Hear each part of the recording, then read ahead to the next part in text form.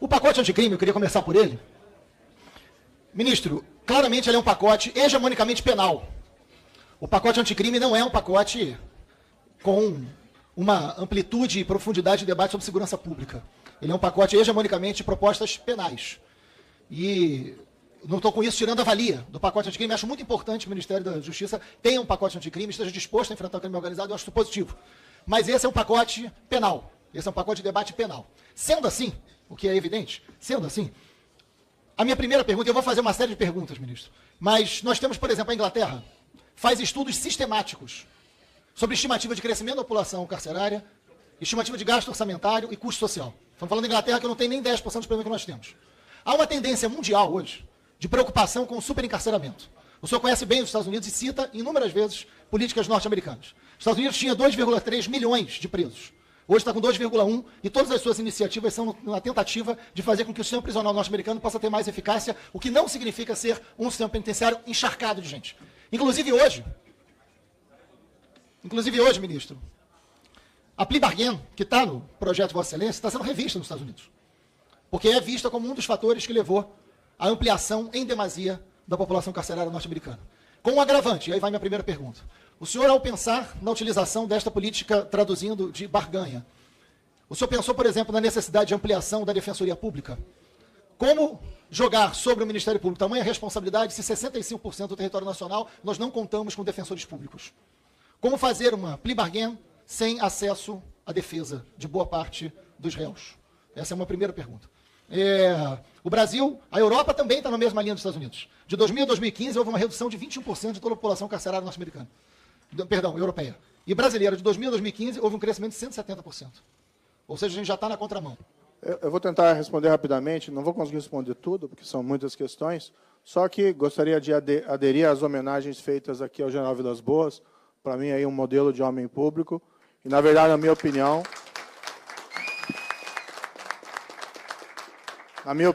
e de muitos, um verdadeiro herói nacional. Então fica só essa referência breve aqui. Bem, deputado Freixo, o projeto é muito claro, ele trata de endurecimento seletivo. Tá? Então, o que nós estamos falando o quê? Corrupção, crime organizado e crime violento.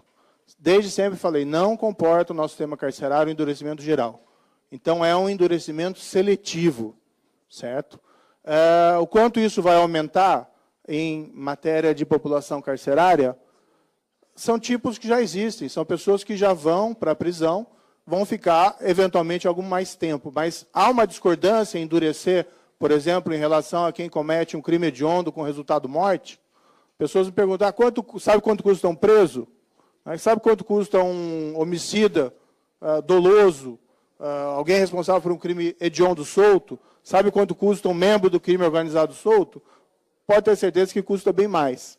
Se for ver qualquer projeto de lei dessa casa que criou tipos penais ou endureceu as penas, não existe nenhum que vai apontar o número de pessoas da expectativa que vão ser presas por conta disso. Isso só surgiu no projeto aqui, essa demanda por parte da oposição, quem se opõe ao projeto, de fazer esse cálculo. Não existe em projeto nenhum, o senhor pode pesquisar, em qualquer projeto que foi feito anteriormente, não tem esse cálculo, porque é um cálculo impossível.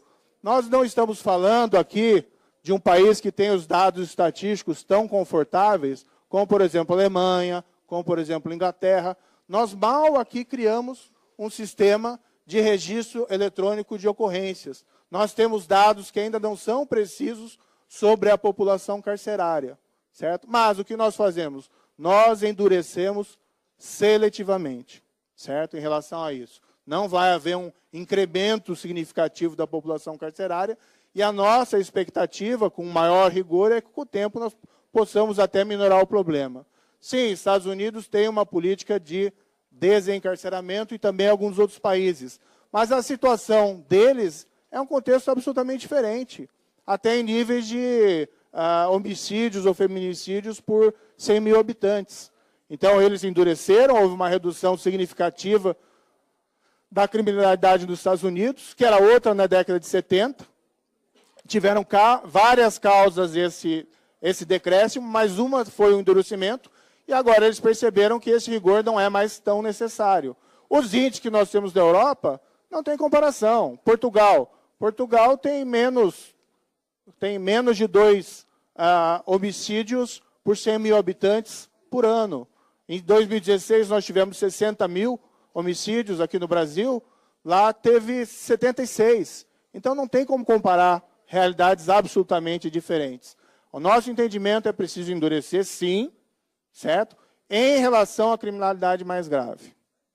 Em relação ao plea bargain, a Defensoria Pública Federal é favorável. A grande parte dos advogados não discorda do plea bargain. É um sistema de resolução mais rápida dos litígios. O que nós fizemos? Se nós formos ler lá o projeto, o artigo específico, nós colocamos uma série de salvaguardas para tentar impedir que alguém seja compelido a confessar para evitar uma condenação maior. Por exemplo, dando ao juiz um maior controle sobre a realização do plea bargain. O juiz podendo realizar isso somente após o recebimento da denúncia, quando já há uma avaliação da acusação. O juiz podendo recusar quando não tem um mínimo de prova. Então, nós estabelecemos uma série de cautelas. Na questão da falta suficiente da Defensoria Pública, esse não é um problema para o plea bargain, esse é um problema que afeta o sistema em geral. Não é? Ou seja, não acho que é um problema as pessoas muitas vezes serem condenadas sem plea bargain no sistema convencional, sem ter uma representação suficiente. Então, não é esse o fator determinante. As pessoas têm que ter representação, não é? Devida por advogado, seja constituído, seja nomeado, ou seja a Defensoria Pública onde tiver, mas esse é um problema que já existe no sistema convencional. O plea bargain não muda nada em relação a esse fato, embora seja desejável, né, a partir dele, ampliar a presença da Defensoria Pública em outros lugares. Política penitenciária, como eu disse, o pacote anticrime, mesmo os projetos aqui, não esgotam as políticas que nós estamos desenvolvendo dentro do Ministério. Fizemos aqui na segunda-feira uma premiação para várias empresas que estão empregando egressos ou presos, ou evento resgata, dentro do Ministério da Justiça. Estamos com uma política de incentivo ao aumento do trabalho do preso para favorecer a ressocialização. A questão de milícias, aí eu vou pedir até excusa, mas veja, nós temos um projeto que endurece contra a criminalidade organizada.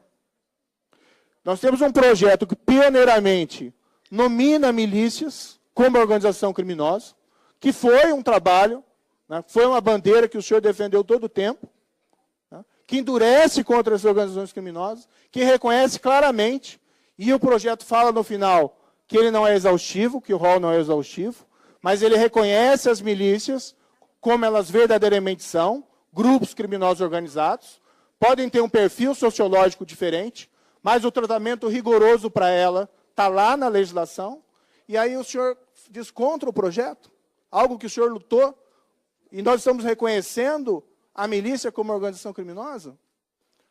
A parte aqui da questão de genocídio, população negra, olha, quem mais é vítima da criminalidade violenta organizada é a população vulnerável. E o projeto ele vai trabalhar para diminuir isso. As políticas aqui do Ministério, ao contrário do que a senhora disse, são para reduzir a criminalidade. E a criminalidade vem reduzindo. Quem que é mais afetado por essa criminalidade violenta organizada? É exatamente a população mais vulnerável. Quando esses índices reduzem, os principais beneficiados é essa população mais variável. Eu falei aqui do Projeto Nacional de Redução da Criminalidade Violenta em municípios especialmente violentos. Isso tem um potencial direcionado exatamente para reduzir a criminalidade exatamente nesses bairros mais degradados, que é onde está a população mais vulnerável.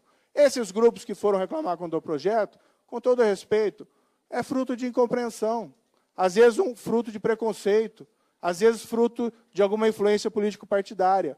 Mas os projetos que visam reduzir a criminalidade organizada e violenta só têm mais a beneficiar a população mais vulnerável. Dando continuidade, ainda a segunda parte do acordo, então agora